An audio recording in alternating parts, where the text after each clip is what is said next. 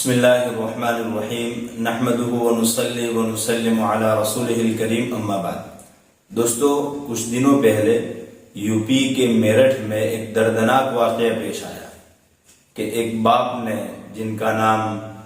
شاہد تھا، انہوں نے اپنی بیٹی جس کا نام ثانیہ تھا اس کو قتل کر دیا۔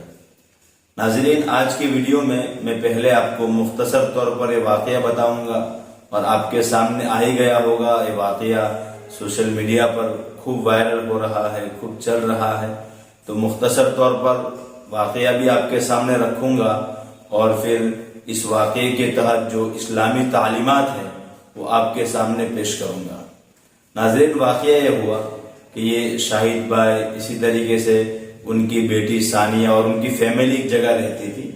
ان کے سامنے ایک دوسرا مکان تھا جہاں وسیم نامی ایک لڑکا تھا، تو یہ وسیم کا ثانیہ کے ساتھ افیئر ہو گیا، تعلق ہو گیا، اور یہ تعلق بڑھتا رہا۔ تو ثانیہ کے جو والد تھے شاہد بھائی، ان کو یہ پسند نہیں تھا کہ ثانیہ کا افیئر ہو، تعلق ہو وسیم سے۔ اس نے بہت سمجھایا لیکن نہیں مانی وہ، یہاں تک کہ ایک دن یہ آیا کہ وہ ثانیہ وسیم کے ساتھ بھاگ گئی، کہیں اور چلی گئی۔ پھر کسی طریقے سے ان کو بلوایا، اس کے بعد پھر یہ ثانیہ کے جو والد تھے وہ تو نہیں چاہ رہے تھے کہ ثانیہ کا تعلق وسیم سے ہو، اس لیے انہوں نے اپنا گھر بدل دیا، دوسری جگہ رہنے لگے کہ کسی وجہ سے یہ ثانیہ کا تعلق یہ وسیم سے کیا ہو جائے، ختم ہو جائے، دوسری جگہ وہ رہنے چلے گئے۔ لیکن پھر بھی ان کا تعلق کیا رہا، باقی رہا، یہاں تک کہ وہ ثانیہ الگ ہو گئی اور وسیم کے ساتھ رہنے لگی۔ تو کافی مہینے گزرے، اس کے بعد یہ ہوا کہ یہ جو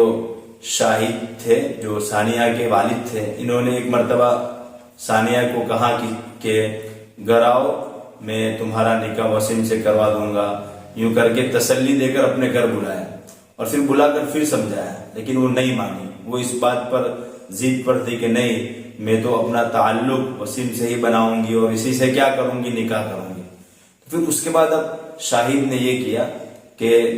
یہ اس کے گھر واقعہ بنا ہوا تھا کہ اس کی ایک اور بیٹی تھی جو پریگننٹ تھی، حمل سے تھی، تو وہ اسپتال میں تھی، اور اس کے ساتھ شاہد نے اپنی بیوی یعنی ثانیہ کی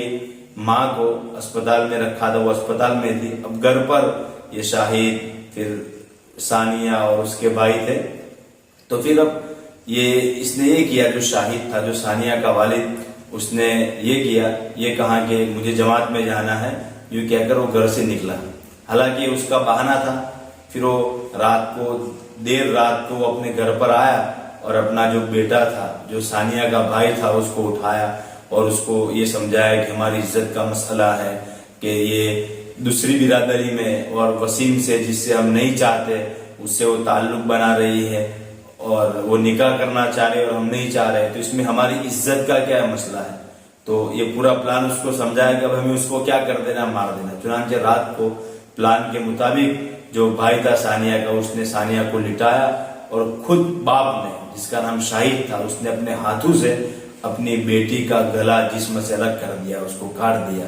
اور یہ کیا کہ گلا کہیں اور پھینک دیا اور جسم کہیں اور پھینک دیا، ایک کپڑے میں بند کر کے۔ جو نیوز میں بتایا گیا کہ کچھ بچے وہاں جا رہے تھے، وہاں سے کچھ تلاش کر رہے تھے، ان کو یہ ملا پورا ایک کپڑا جس میں یہ ثانیہ کے جسم کو بند کر کے وہاں پھینک دیا تھا۔ انہوں نے اس کو کھولا اور پورا کیا ہے واقعہ ہے، اور بعد میں کسی طرح پتا چل گیا کہ اس لڑکی کو قتل کرنے والے خود اس کے باپ ہیں۔ اب بعد میں پولیس نے پوچھ تاچھ کی، شاہد سے پوچھا گیا، تو شاہد نے اس وقت جو بات بتائی، اس نے یہ کہا کہ میں نہیں چاہ رہا تھا کہ اس کا نکاح اس سے ہو، چونکہ ہماری برادری قریشی برادری ہے اور وہ دوسری برادری سے ہے، اور اس نے یہ بھی کہا کہ مجھے کسی بات کا بھی کیا نہیں افسوس نہیں ہے کہ میں نے اپنی بیٹی کو مار دیا، اس پر مجھے ذرا بھی افسوس نہیں، اس لیے کہ اس میں میری عزت کا سوال تھا، میری عزت کا کیا تھا مسئلہ۔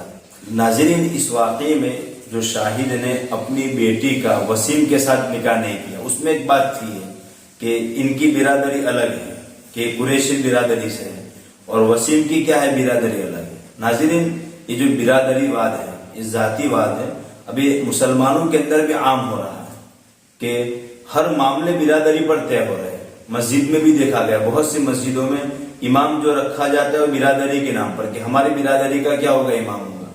مارکیٹ میں کسی کو دکان بیچتے ہیں تو وہ بھی برادری کے نام پر کہ جو دکان کا مالک ہے وہ یہی شرط لگاتا ہے کہ جو ہماری برادری کا ہے کیا ہے اس کو ہی میں اپنی دکان کیا کروں گا بیچوں گا. تو یہ برادری واد اور ذاتی واد چھوت اچھوت اپنی برادری کو اونچا سمجھنا دوسری برادری کو حقیر سمجھنا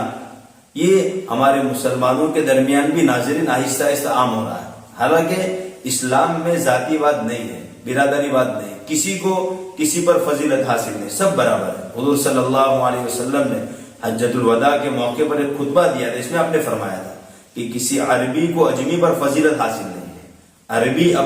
اپنے آپ کو فضیلت والا سمجھتے تھے. آپ صلی اللہ علیہ وسلم نے فرمایا کہ کسی کو کسی پر فضیلت حاصل نہیں. ہاں فضیلت ہوگی جو تقوی کی بنیاد پر ہوگی جو جتنا اللہ سے ڈرنے والا ہوگا جتنا اللہ سے اس کا تعلق مضبوط ہوگا اتنا یہ کیا ہوگا فضیلت والا ہوگا. تو اسلام میں یہ نظام نہیں ہے اس لیے ناظرین اس کو ختم کریں. شادی کے معاملے میں بھی یہ ذاتی واد کہ بھائی ہماری برادری میں ہی شادی ہوگی ورنہ نہیں ہوگی یہ ضروری نہیں. ہاں